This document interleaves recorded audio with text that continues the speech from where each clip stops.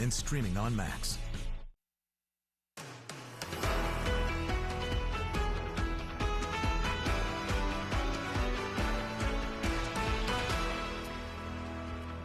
Good morning, everyone. Welcome to CNN This Morning. It is Saturday, June 24th. I'm Emerald Walker. I'm Victor Blackwell. Good to have you along this Saturday.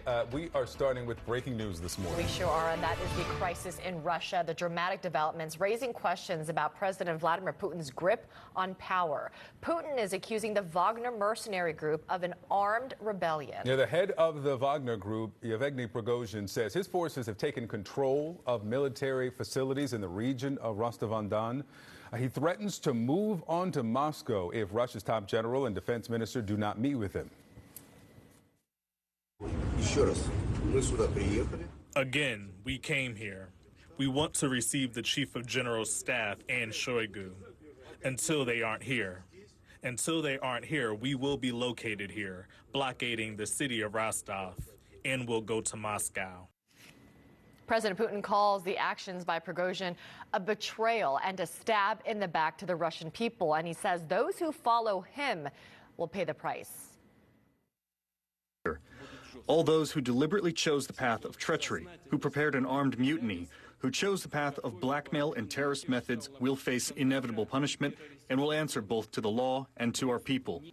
We are following all of the latest developments in Russia. Yeah, our reporters and analysts around the world are on this story, bringing you updates and the context. Yeah, let's get the latest, though, on what's happening in Russia right now. CNN Chief International Security Correspondent Nick Payton-Walsh is tracking developments for us there. As we said, fast moving. What's the latest?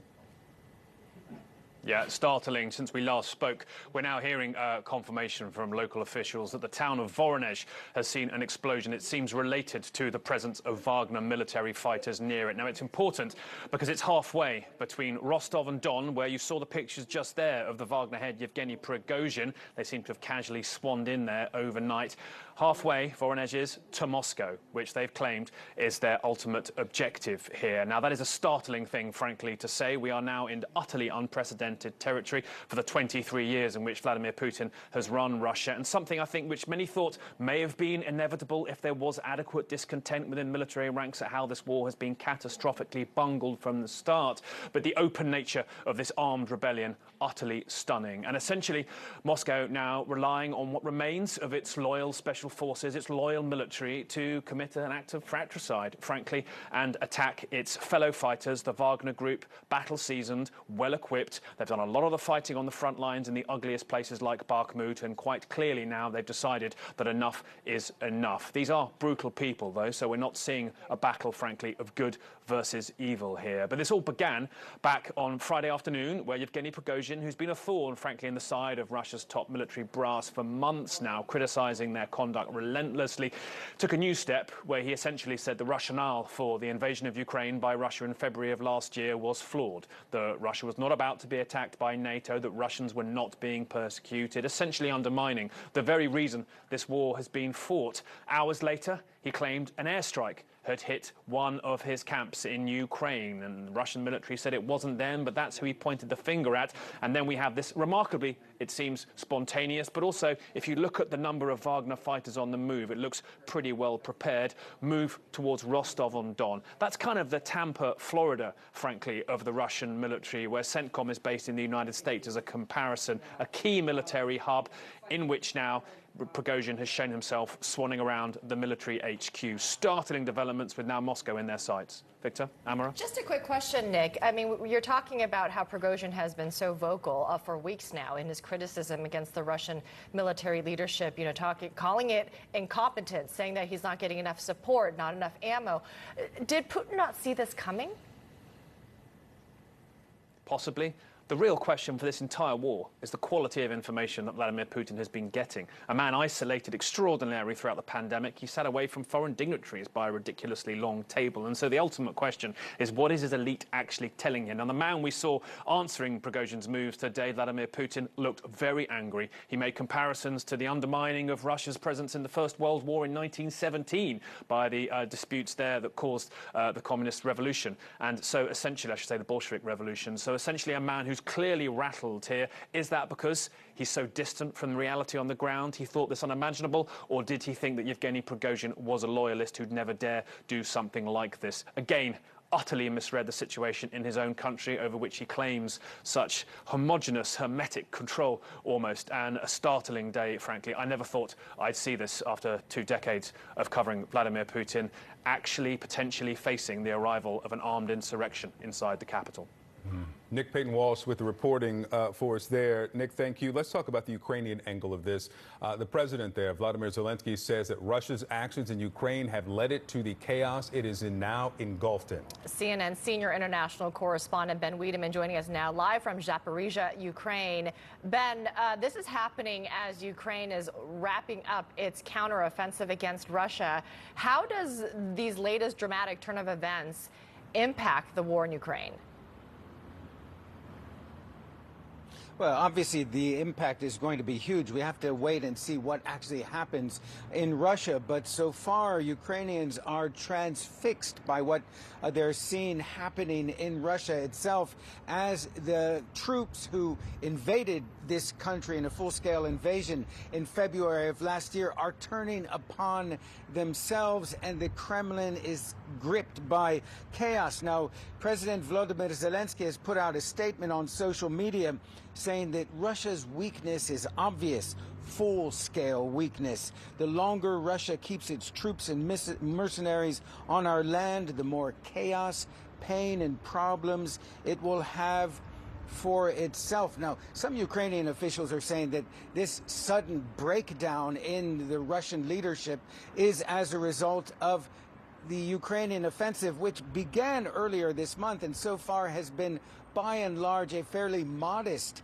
affair. But yesterday we were up near the front lines, and what we saw were a lot of troops, a lot of equipment really poised to perhaps go into battle in ways we haven't seen so far. Most analysts believe that the Ukrainians have yet to commit the bulk of their forces to this counteroffensive. And as this is going on, what's happening in Rostov-on-Don, where it appears that Yevgeny Prigozhin has essentially taken control, that is where Russia keeps the headquarters of its southern military district. That is a strategic command center for all Russian forces in this part of Ukraine. And if that is no longer able to function in coordination with Moscow, the question is, how is it going to direct Russian military activities in southern Ukraine, in light of the fact that the Ukrainians are perhaps on the verge of really ramping up this offensive that we haven't yet seen achieve too much. Amara, Victor? Ben Wiedemann for us there. Ben, thanks so much. Let's go now to CNN White House reporter Jasmine Wright. Jasmine, what is the White House saying about the developing situation in Russia? Yeah, Victor, well, they are monitoring this situation closely that could have really widespread geopolitical ramifications as this continues. We know as of last night, the White House said that President Biden had been briefed on this very serious issue, and the National Security Council put out a statement just a few hours later really talking about the fact that we are monitoring the situation and we will be consulting with allies and partners on these developments. Now, obviously, that allies and partners portion of the statement currently on your screen right now is important because President Biden spent a lot of time keeping the unity between allies and partners, really trying to not only support Ukraine, but also deter Russia from doing anything else in Ukraine, and basically trying to get them to pull out, obviously unsuccessfully at this point. So really wide implications for President Biden, but also for those allies. Now, as early as January, we heard officials from the podium just behind me talk about the fact that they had received intelligence pointing to an internal struggle between Russia and the Wagner group, and that the fact that they were, from that time at least, gathering information and really closely monitoring that information, to the point that U.S. officials basically said that they felt that something could mount in terms of tension, boil over, and of course, here we are. Now, I will just say that from last night, the White House and the National Security Council have been very, very particular into what information they're putting out, understanding the fact that this is a very quickly moving situation, that anything could change in an incident. But a question going forward, not only is President Biden going to be rebriefed this morning over what happened overnight U.S. time, but also how else is he going to engage? We've heard from other leaders in Europe saying that they would be talking to their allies and partners. Of course, that would include President Biden. So we've asked the White House how President Biden is going to engage, who he is going to talk to, and how else is he going to stay up to date in what's happening in this very serious situation unfolding in Russia. Yeah, very serious indeed. Jasmine Wright, thank you very much. Joining us now to discuss more of this is Josh Rogan, a columnist for The Washington Post. Good morning to you, Josh. Look, an autocrat cannot be portrayed as weak. An autocrat's authority is not supposed to be challenged. How do you expect Putin to respond to this? Because it will be quite a consequential moment for him, won't it? Right. I think what we're saying here is that, all of these dictators who rule by force are essentially gangsters. They're essentially mafia dons, and they're running fiefdoms that include smaller crime families that they often play off against each other in order to keep control. And now that's all blown up in his face. So there's no other option for him but to quell the rebellion and turn the forces that are still loyal to him and the sub-mafia families that are still on his side against Prigozhin and Wagner group. But that's not just a problem for Putin in Russia and Ukraine. Remember, the Wagner group operates in 40 countries on behalf of the Russian state. They're essentially an extension of the Russian influence operation in places like Libya and Syria and Sudan and Mali and the Central African Republic, et cetera, et cetera. So this is not just a problem for Putin's domestic standing and for his war in Ukraine. It's a problem for Russian influence all over the world and could really rapidly expand into a worldwide crisis for him. In that global context, we've heard just from Jasmine Wright, that short statement that came out from the National Security Council there at the White House, that they're watching. We saw a similar statement from Germany, from France as well. We're monitoring. What is the threshold to expect that any of these Western powers will do more than watch? Right, Victor. Well, the general rule is when your enemy is making mistakes, the best thing you can do is let them, okay? So there's no reason for the United States or Ukraine, for that matter, to get in the way. But there are some red lines. I think, one of the things that intelligence officials are surely looking at is the control over nuclear weapons, which are spread all over Russia, by the way. And surely Prigozhin knows where they are and how valuable they are. And, another thing to look for is the other types of biological, chemical facilities. Again, this is a failing empire. This is a Russian state that is going down the tubes pretty fast, actually, before our eyes. That's not to say that Putin will be deposed. I don't think there's a very high chance, frankly, that Prigozhin is going to be able to march on Moscow with just 25,000 troops. But an increasingly desperate Putin is increasingly dangerous. Now, of course, we want Putin to lose, so it's not as if we're going to come to his aid or anything like that. But when these states collapse or when these governments come under pressure, they're likely to do a lot of crazy stuff. So I think that's the point at which U.S. and Western officials might go from concern to actively involved. U.S. officials, Josh, determined as early as January that there was some kind of internal power struggle underway. And of course, we saw Prigozhin just, spending months railing against the Russian military leadership. So do you think that this comes as a surprise to American officials? I think we have to be honest and say that everyone's surprised by the events over the last 24 to 48 hours. I mean, sure, there were tensions, and sure, there were internal fights, and sure, there were even some warnings if you look back and read the tea leaves. But the idea that the Wagner group could turn on the Russian military and take over Russian towns and now be shooting down Russian helicopters and getting bombed by Russian bombers, I mean, that's crazy stuff. Now, I didn't see that.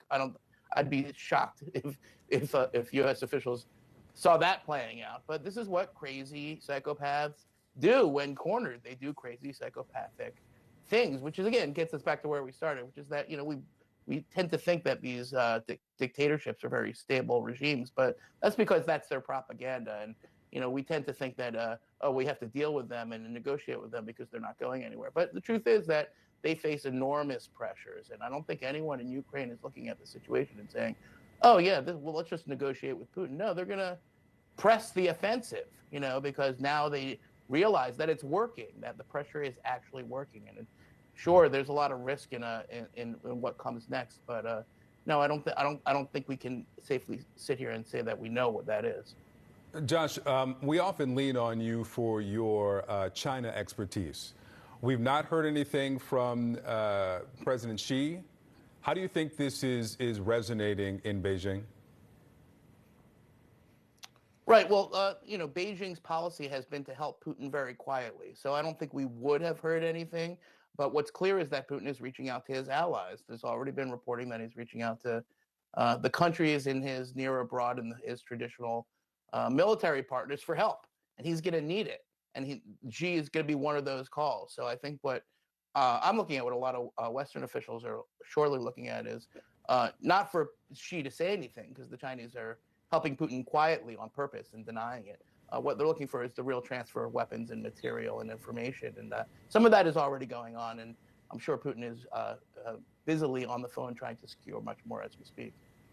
All right. Josh Rogin, thank you very much. We are, of course, closely monitoring what's happening in Russia, and we'll have more when we come back.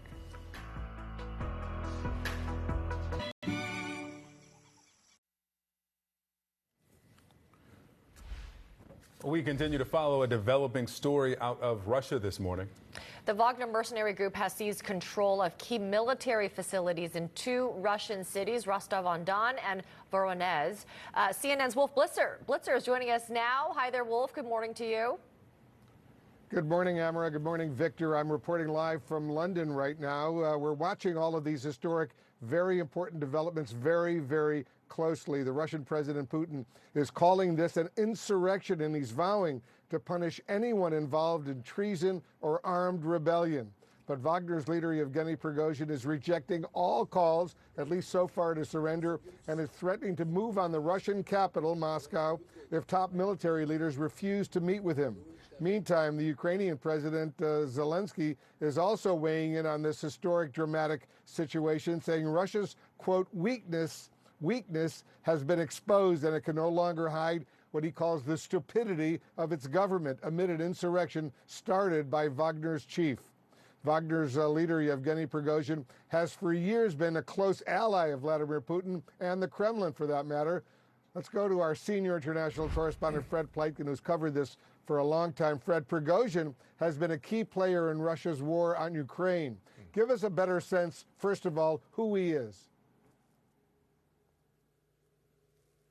Hi there, Wolf. Yeah, he's been a key player in Russia's war in Ukraine, but of course he was a key player for Vladimir Putin, as you correctly said, before that as well. And we have to keep in mind, he came from very humble, small beginnings. He was in jail for a while. He was then selling hot dogs for a while in the St. Petersburg area, and then became known as Putin's chef. And that's when his career really started skyrocketing, of course, in many ways, in brutal ways, as he looked at conflicts around the world. We saw him operate in Syria, then in Africa, both with the gold and diamond trade there and also training African forces, all of this laced with a lot of brutality. And now he is someone who seems to have become the nemesis of Vladimir Putin. Here's what's happening. He's long been a well-known mercenary leader around the world. Now, Yevgeny Prigozhin is a wanted man in Russia as well. His often merciless group of fighters is now pitted against the Russian military leadership, and Prigozhin is suddenly Moscow's public enemy number 1. Vladimir Putin calling for Prigozhin's group to lay down their arms. All those who deliberately chose the path of treachery, who prepared an armed mutiny, who chose the path of blackmail and terrorist methods will face inevitable punishment and will answer both to the law and to our people. He may now be something of a nemesis to Vladimir Putin, but it was his decades-long relationship with the Russian president that allowed Prigozhin to establish his own militia, the Wagner Group. Wagner served as a private army, doing controversial jobs that often not even Russia's military could do. Prigozhin, a former prisoner himself and self-styled hard man from St. Petersburg, used Wagner to operate around the world. CNN has tracked Wagner mercenaries to the Central African Republic, Sudan, Libya, Mozambique, Ukraine, and to Syria.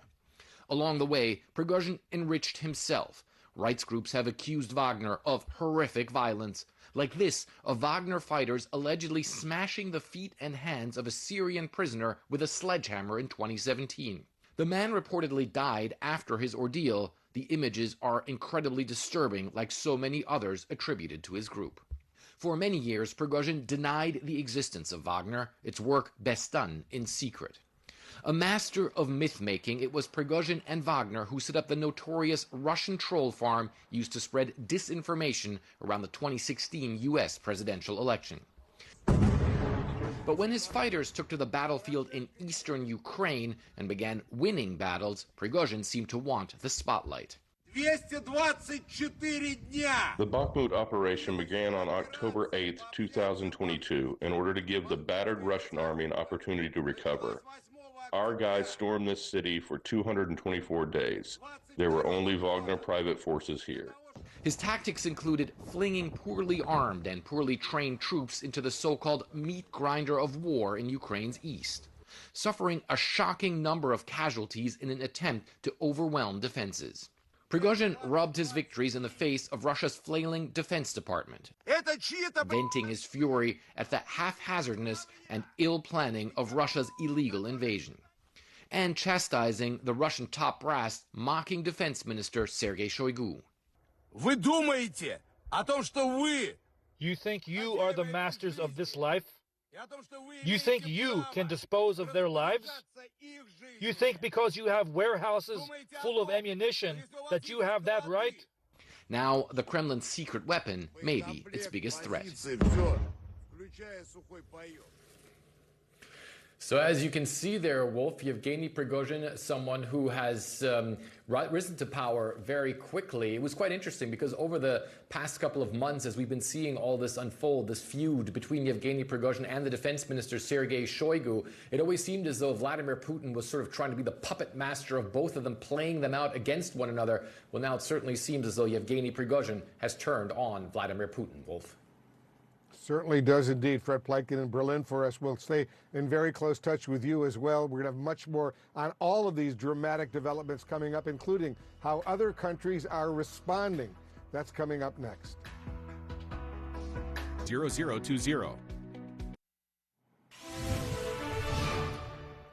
Let's get back to our breaking news story right now. I'm Wolf Blitzer reporting from London. Germany is now weighing in on what's going on in Russia. Officials there say they are monitoring these developments very, very closely and are in close contact with its international partners. They are warning German citizens who are traveling in Russia to avoid Moscow city center, along with military facilities, and Rostov, another city, until further notice right now. These are dramatic, historic developments unfolding in Russia right now. Let's get the very latest on what's happening there. Our chief international security correspondent, Nick Payton-Walsh, is tracking all of these developments for us. So, Nick, what's the situation like now? Yeah, it's startling how fast this is moving, and we are now hearing from Russian officials, Kremlin loyal, that indeed there appear to have been an explosion in Voronezh. Now that's key. It's a city halfway, really, between the Rostov-on-Don southern military hub that Wagner fighters first moved into this morning on the way north to Moscow. So it does appear to be growing evidence of at least Wagner fighters' presence in Voronezh. There are some of their advocates suggesting they may have moved further north towards the capital. But, Wolf, this is just utterly unprecedented territory that we are in. The mere idea of armed insurrection, unthinkable, frankly, for the 2 decades Vladimir Putin has been in power. And this is indeed a man who has been essentially Vladimir Putin's bagman for a number of years, doing his bidding across Africa, behind internet trolling, influence of foreign elections, including that of the United States. Now it seems pushed towards this clear march on Moscow. Perhaps in the previous hours, Yevgeny Prigozhin may have managed to convince himself that he could launch what he said was an operation against Russia's military top brass and leave Vladimir Putin to adjudicate afterwards as to who he'd like to see the winner. Putin was, it's fair to say, silent for the first hours of these extraordinary events. But what we heard from the Kremlin head in the past hour hours makes no mistake, and Yevgeny Prigozhin is now a wanted man, as are the possibly thousands of Wagner fighters seasoned in battle on the front lines of some of the worst places during the Ukraine war.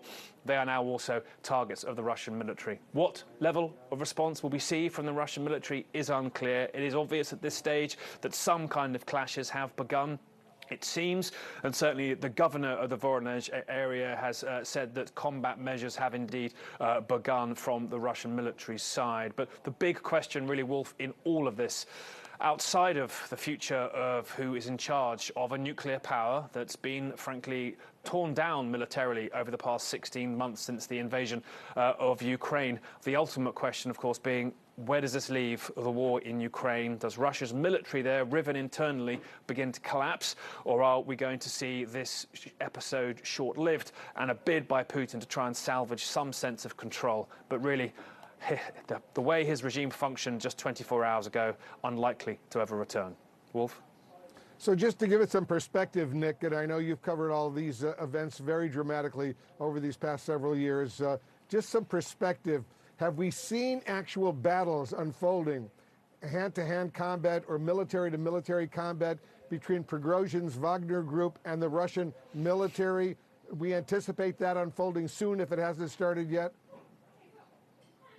We don't know at this stage if that has begun. The fact that the governor of Voronezh has talked about, quote, combat measures by the Russian military would suggest that they have perhaps launched airstrikes. There's been suggestions of that in some social media video, and there have also been suggestions that a fire caused at a fuel depot in Voronezh may relate to a helicopter that was seen to be shot down nearby there as well. A lot of this still moving in terms of face-to-face combat between the Russian military and Wagner. No signs that we can see of that yet, but that is, if this continues, likely to happen, possibly.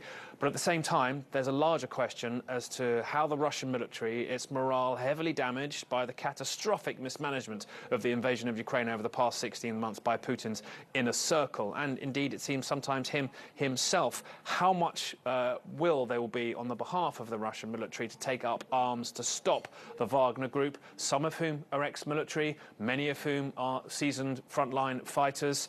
That's an ultimate question here. I don't think anybody really has the answer to yet, but we're beginning, if indeed it is the case that Wagner troops are moving quite so fast through military strongholds, we're beginning to perhaps get an indication as to the momentum behind Prigozhin's extraordinary move. And presumably, President Zelensky and the Ukrainians think this could be very, very beneficial in their war against the Russian occupation, right?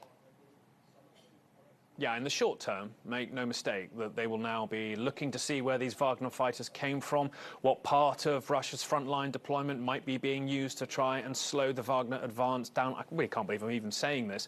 And exactly what they might be doing for the front lines in the south that Ukraine is even pressuring and pushing as we speak. Are the Russian soldiers who've been fighting there going to think it's worth putting up a fight in the days ahead if they don't even know who their commander-in-chief necessarily is? You can bet certainly the US, NATO allies are looking at satellite imaging, looking to see what this has done to the front lines and looking to see precisely where Ukraine can take the most advantage over the days and weeks ahead. But first of all, I think it's important to remember we don't know the outcome of what's going to happen in Russia or even in Moscow, and it may not emerge that we are dealing with a more peaceful, potentially, Russian state after this. This is going to be a test existentially for Putin's grip on power. If he loses, what comes next may be worse for Ukraine, or there may be a moment now of such chaos and disarray that Ukraine can seize the initiative. But still, utterly startling to see this kind of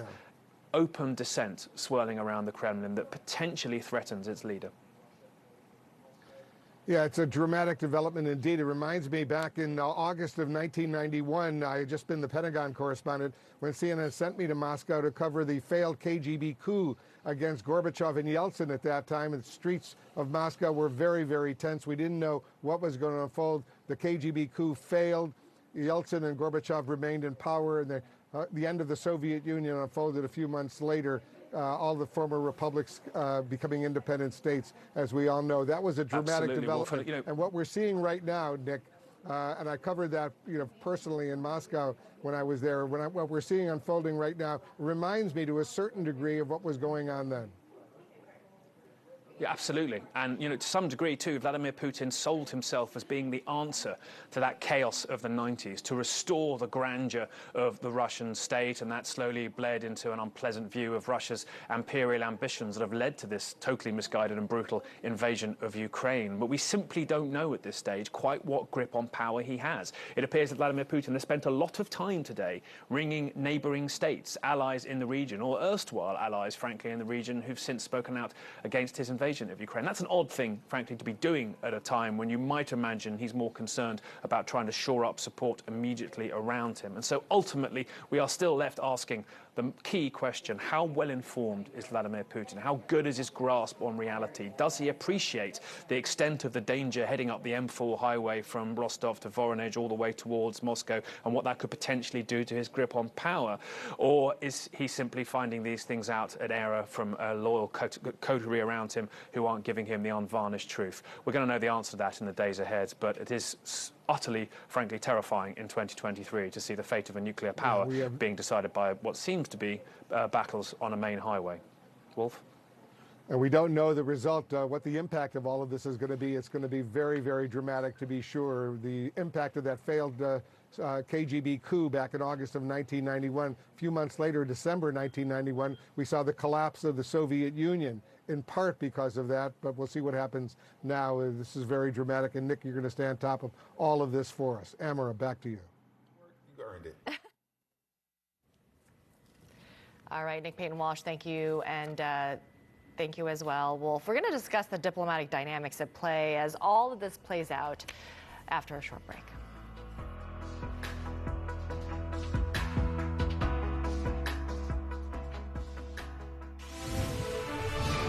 Which side of the buffet you start on? Russian President Vladimir Putin is accusing the leader of the Wagner mercenary group, Yevgeny Prigozhin, of urging an armed rebellion. This after Prigozhin claimed his troops took control of military facilities in 2 Russian cities. But Prigozhin denies his acts are a coup, saying instead the takeovers are what he calls a march of justice that will not interfere with Russia's armed forces, he says, in any way. CNN international diplomatic editor Nick Robertson is here in London with all of us. He's been following these developments. Nick, how does this impact the way the Russians view this war? What Putin hasn't done in his speech today is address what Prigozhin has been saying, is that the war has been fought wantonly with a massive loss of Russian servicemen's lives who haven't been given the right equipment, the right training, the right amount of ammunition. This is something that's been brewing and building for a while. Putin is treating this specifically and only as a security threat to be dealt with by the use of counterterrorism laws to take on Prigozhin and all his supporters. And we don't know how that's going to play out when Russia's military goes toe-to-toe with Prigozhin's military. We don't know how that will play out. But from the perspective of the Russian people, this leaves the question of, is this war being wisely fought? Was it a wise war in the first place? These are the questions that Prigozhin has laid out. And so far, Putin is not addressing them. If he is able to control the security situation, and he now has the important support of Ramzan Kadyrov, the Chechen leader, he's got the support of other governors, of other commanders within the military, it would seem that he has the preponderance of the firepower at the moment to bring this all under control. But where is it going to leave the strength of his leadership, the strength of his position, but in reality, where is it going to lead the military fight in Ukraine? This is potentially a very, very weak and weakened moment for him. How do you expect, Nick, Ukraine's Western allies to approach all of these historic, dramatic developments that are unfolding in Russia right now? they're going to watch extremely closely, because as much as we can see that Putin has got the support at the moment of most of his military, his defense chief, his army chief of staff, of Ramzan Kadyrov, it's not going to be clear how this plays out in the coming days. Is this part of an internal power struggle with Yevgeny Prigozhin, who was such a close ally in the past of Putin, that Putin has only now decided to confront in the extreme situation where Prigozhin has brought his troops, the unheard of situation where he's brought his troops onto the streets in Russia, that Putin has only chosen to deal with this now. So Ukraine's allies and backers will be looking to see how Ukraine can leverage the situation, but they'll also be looking to see what plays out in Moscow. Is Putin on the verge of being replaced? Who replaces him? What does that mean for the war in Ukraine? What does that mean for the potential threat against NATO? And I think it's very telling that we've heard from so many different governments saying they're watching the situation today. Indeed, the Latvians are saying, look, we're tightening security, our border crossing. We're not going to allow any Russians to cross out of Russia into Latvia. That shows the level of concern about what may precipitate on the ground inside Russia. So I think these days, as we've all been saying, the 24, 48 hours till Putin has this under control or not. And if he doesn't bring it under control quickly, that shows weakness, and that shows, therefore, the possibility that he could be replaced, unclear by whom, in fairly short and in an unorthodox way, and that, of course, would lead into concerns about what next from Russia. And we are beginning to hear statements coming in from various world leaders urging their respective citizens to stay away from Russia, at least right now. Potentially could be a dangerous situation, especially in Moscow and some other places as well. Nick Robertson will stay in very close touch with you. Thanks very much. Much more on how this, what's unfolding in Russia right now, could affect the war in Ukraine. We'll have new information when we come back.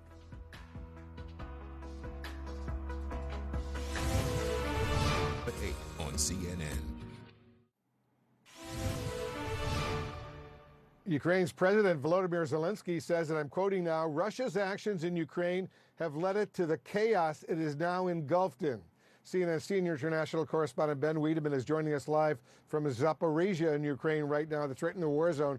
Ben, how is this likely to affect the war in Ukraine, what we're seeing unfold, these dramatic historic developments in Moscow? Certainly, Wolf, it puts the entire Russian war effort into question, given that at the moment, for instance, Yevgeny Prigozhin and his Wagner mercenaries seem to be largely in control of the city of Rostov-on-Don, which is the site of the headquarters of the Southern Military District of Russia, which is a strategic command center for the Russian war effort in the entirety of southern Ukraine, where we are. And this is where the focus of the Ukrainian counteroffensive is. Now, so far, that counteroffensive has only achieved modest gains. The last we've heard from Ukrainian officials was that it has only so far been able to take control of 8 fairly small villages. We were in one the other day, and taken control of around 44 square miles. But we were near the front yesterday, and what we saw was a Ukrainian military that is poised for a massive military action.